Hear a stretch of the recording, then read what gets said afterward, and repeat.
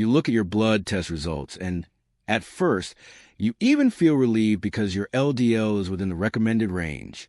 But then your eyes move a little further down the page, and you see your HDL sitting at 35, 38, or 40. Your doctor glances at it quickly and says, "You just need to exercise more to raise your good cholesterol." So you start walking. You try to eat more salads. But 6 months later, the number is exactly the same. What no one explained to you is that low HDL is not just an exercise problem. It's actually a silent warning sign that your metabolism is fighting an invisible battle. And what if I told you that having low HDL could be a much more dangerous predictor of cardiovascular risk than having slightly elevated LDL? Low HDL is a thermometer of your inflammation and your metabolic health.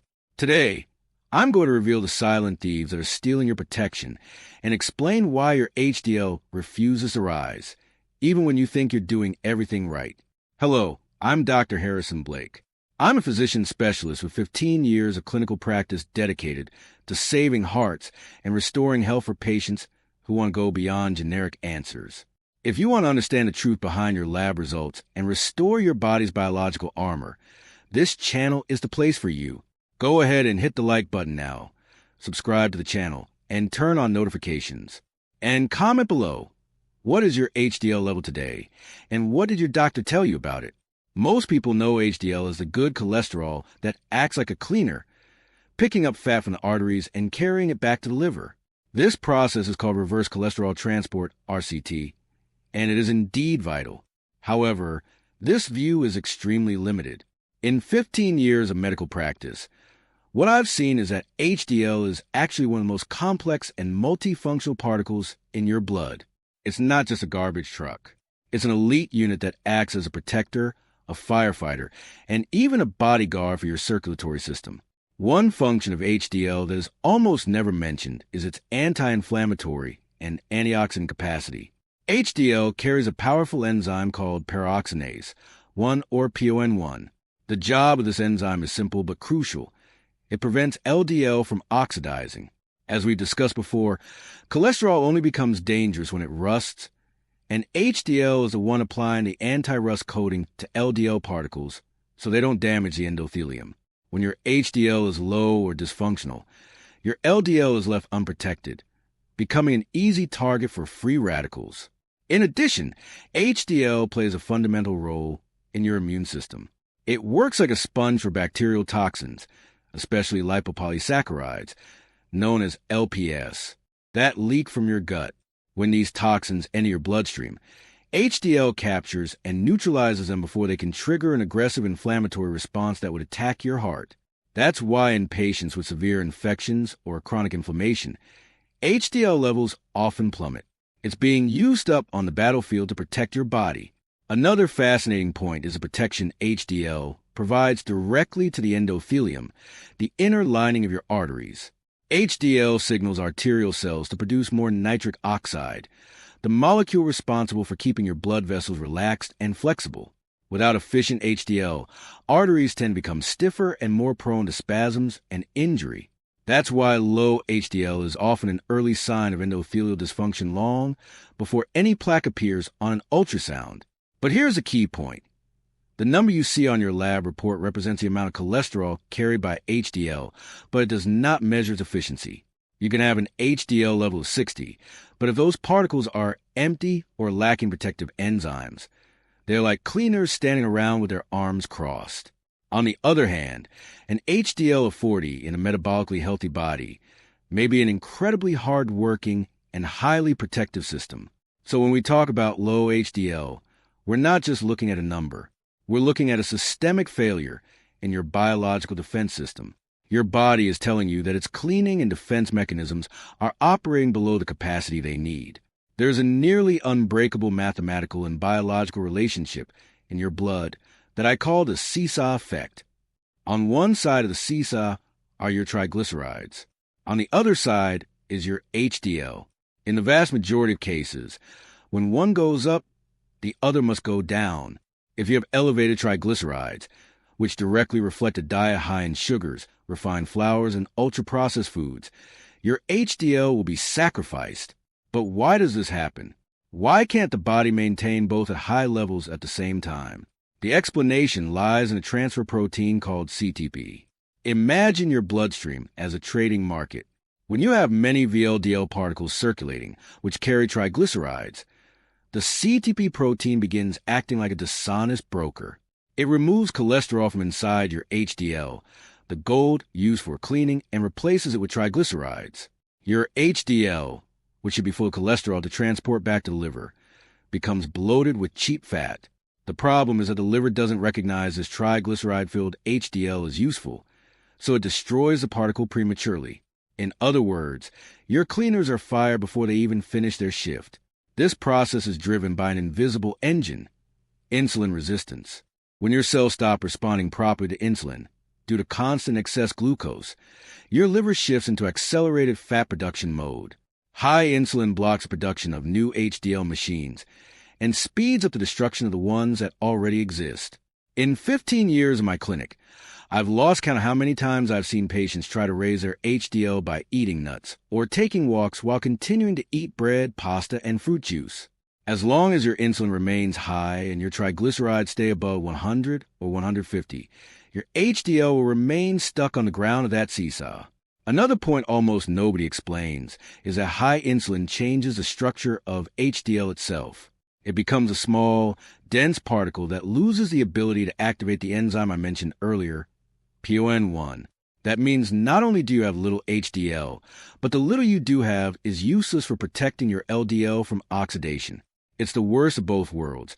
You lose both quantity and quality. Very often, low HDL is the first sign that you're becoming pre-diabetic.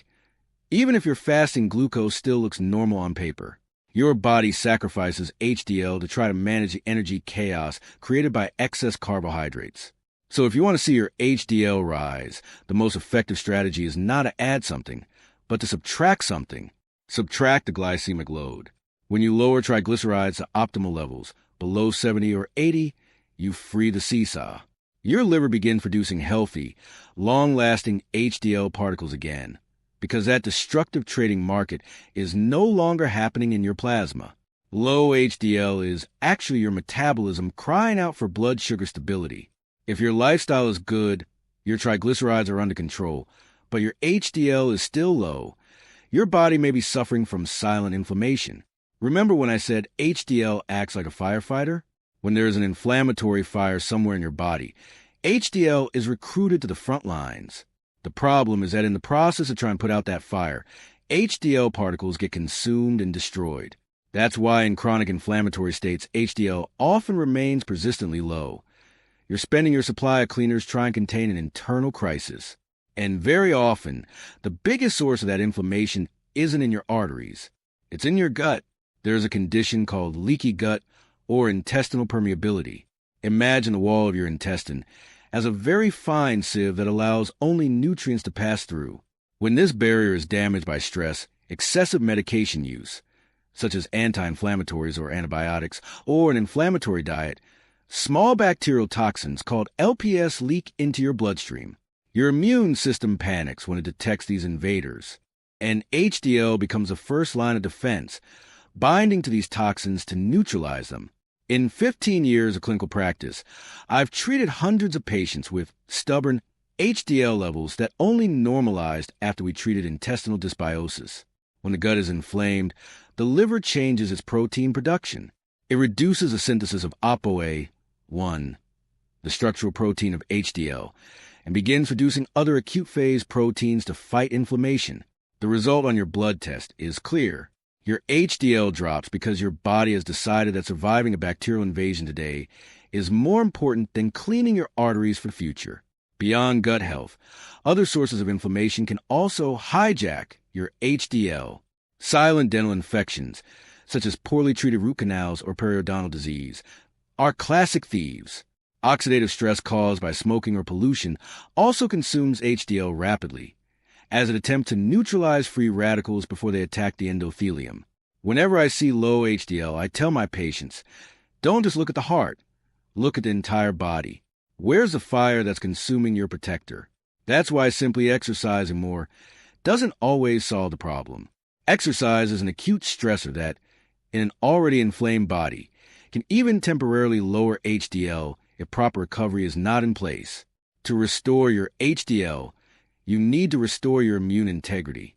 That means caring for your gut microbiota, reducing processed foods that damage the intestinal lining, and managing infectious sources. When the fire is extinguished, your body stops wasting HDL-fighting toxins, and it can circulate freely again, perform its original job of arterial cleaning. Your low HDL is your body asking for an internal cleanup that begins long before the blood reaches your heart. The fifth mistake that destroys HDL is ironically the desperate attempt to be healthy through a zero-fat diet.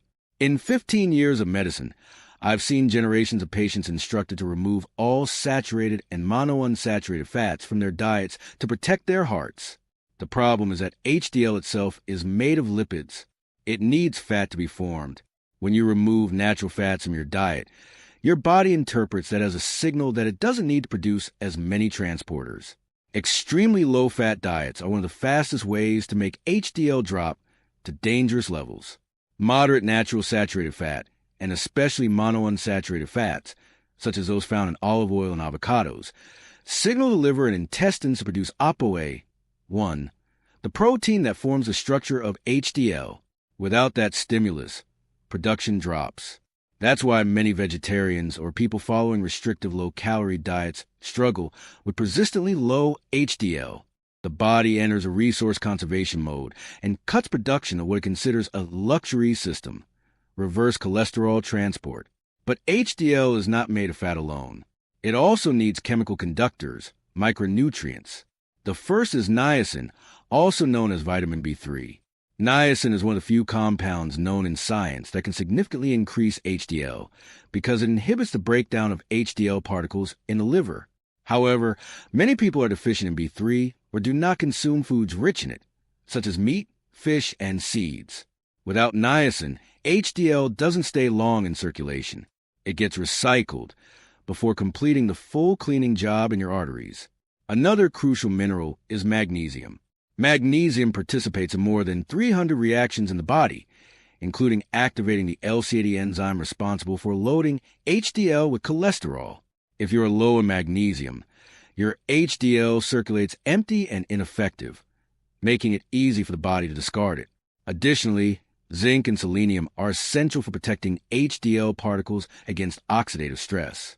Without these minerals, HDL itself oxidizes and loses its protective function, becoming just another dysfunctional particle in your blood.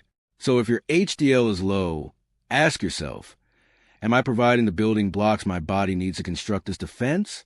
Cutting healthy fats and ignoring nutrient density is like trying to build a protective wall without bricks or cement.